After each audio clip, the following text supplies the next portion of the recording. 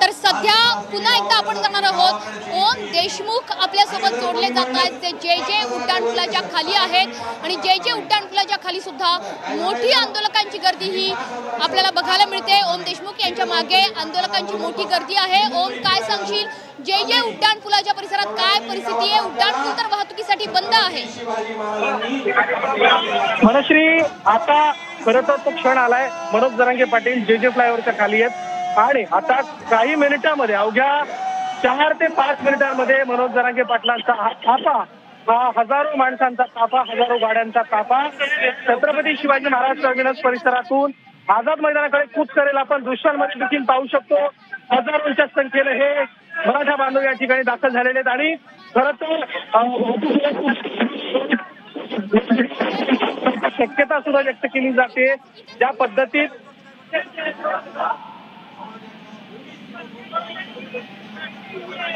आपण पाहतो की पोलिसांचा तेवढा बंदोबस्त आहे आणि वरिष्ठ पोलीस अधिकारी सुद्धा या ठिकाणी तैनात करण्यात आलेले आहेत। या सगळ्यांच्या तैनातीमध्ये खरं तर हा जो काही ताफा आहे अखेरीस मनोज जरांगे पाटलांचा तो मुंबईत दाखल झालाय आणि खरं तर अवघ्या काही मिनिटांमध्ये ह्या ताफ्याला रस्ता जो आहे तो आझाद मैदानाच्या दिशेने दिला जाईल आणि जी खरं तर प्रतीक्षा होती की तो ताफा कधीपर्यंत मुंबईत दाखल होतोय।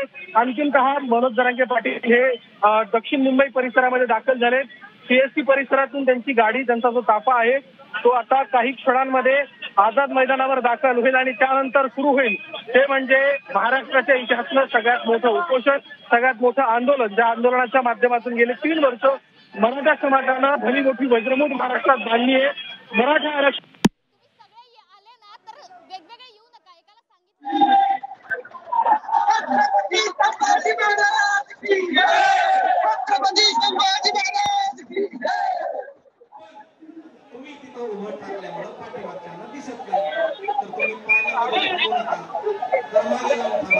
आपण हे दृश्य बघतो आहोत। मनोज जरांगे यांचा ताफा आता जे उड्डाणपुलाच्या खाली पोहोचलेला आहे। जे उड्डाणपूल परिसरात मनोज जरांगे यांचा ताफा आपल्याला बघायला मिळतोय।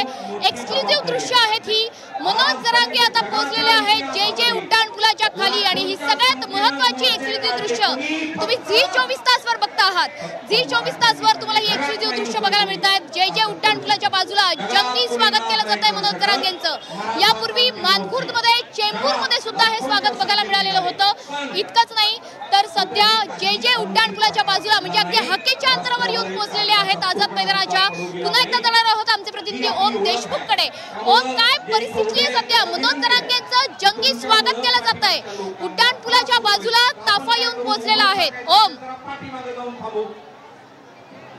लाखो मराठा बांधवांची जो प्रतीक्षेचा क्षण होता तो आलाय। आता अवघ्या 2 ते 5 मिनिटांमध्ये मराठा आंदोलनाचे जे प्रमुख शिलेदार आहेत मनोज जरांगे पाटील हे आता काही क्षणांमध्ये जे उड्डाणपुलाच्या पुढे सरकलेत आणि खरं तर काही मिनिटांमध्ये ते आझाद मैदान, ज्या ठिकाणाहून आरक्षणाच्या लढाईचं रणशिंग आता फुंकलं गेलंय, त्या आझाद मैदानावरती दाखल होतील।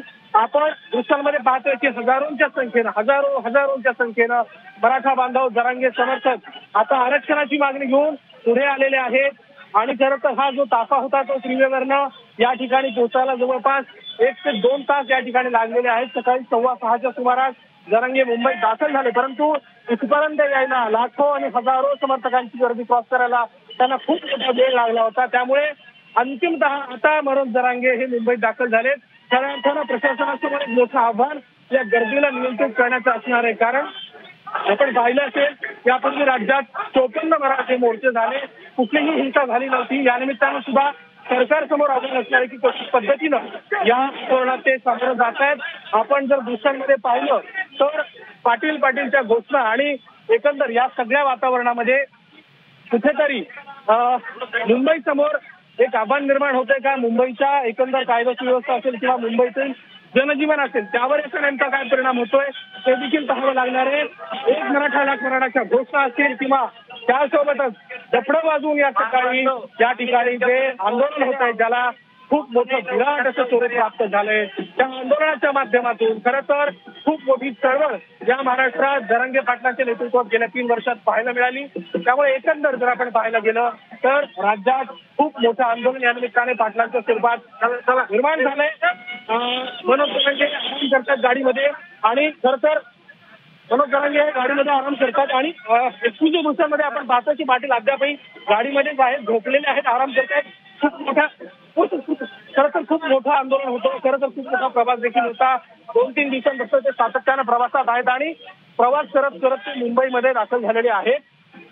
त्यामुळे विश्रांतीची सुद्धा गरज आहे, कारण यापुढे खऱ्या अर्थानं आंदोलन किती दिवस चालेल माहिती नाही. सरकारकडनं जरी 9 तासांच्या आंदोलनाची परवानगी देण्यात असली तरी सुद्धा खूप मोठं आंदोलन या निमित्तानं उभं राहिलेलं आहे आणि आमरण उपोषण या टॅगलाईन खाली जी बॅनरबाजी आझाद मैदानावरती करण्यात आली आहे, त्यामुळे या आंदोलनाचा नेमका व्यापक दृष्टिकोनातून जर अभ्यास करायला गेलं तर खूप मोठं आंदोलन या निमित्तानं उभारलेलं आपल्याला पाहायला मिळते.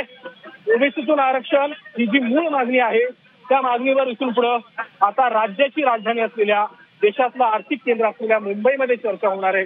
त्यामुळे या आंदोलनाच्या माध्यमातून खऱ्या अर्थानं मराठा समाजाला न्याय मिळतोय का आणि मागण्या सरकार पूर्ण करतंय का, सरकार जरांगे यांच्यात संवाद होतोय का, आणि सगळ्यात महत्वाचा मुद्दा मुख्यमंत्री देवेंद्र फडणवीस आणि मनोज जरांगे यांच्यामध्ये ज्या पद्धतीची खऱ्या अर्थानं वक्तव्य मधल्या काळामध्ये आपल्याला पाहायला मिळतात, त्याचा कुठेतरी शेवट या आंदोलनाच्या लढाईच्या निमित्तानं होतोय का हे देखील पाहणं तितकंच महत्वाचं आहे. त्यामुळे सरकार, कायदा सुव्यवस्था आणि मराठा समाजाच्या भूमिका आणि त्यांच्या भावना या दोन्हीचा ताळमेळ कसा साधतंय आणि या सगळ्या गोष्टी या दृष्टिकोनातून जर आपण पाहायला गेलं तर याचा नेमका परिणाम काय होतोय, सगळ्या गोष्टी पाहणं खूप महत्वाचं असणार आहे. पुढचे काही दिवस, पुढचे काही तास महाराष्ट्रासाठी आणि महाराष्ट्राच्या एकंदर राजकीय आणि सामाजिक वातावरणासाठी फार महत्वाचे असणार आहे. त्यामुळे मनश्री यापुढे मुंबईमध्ये नेमकं काय घडतंय, आझाद मैदानावरती नेमक्या काय घडामोडी घडतात आणि या आंदोलनाला सरकार कशा पद्धतीने तोंड देत आहे ते देखील पाहणं खऱ्या अर्थानं खूप महत्वाचं असणार. मनश्री.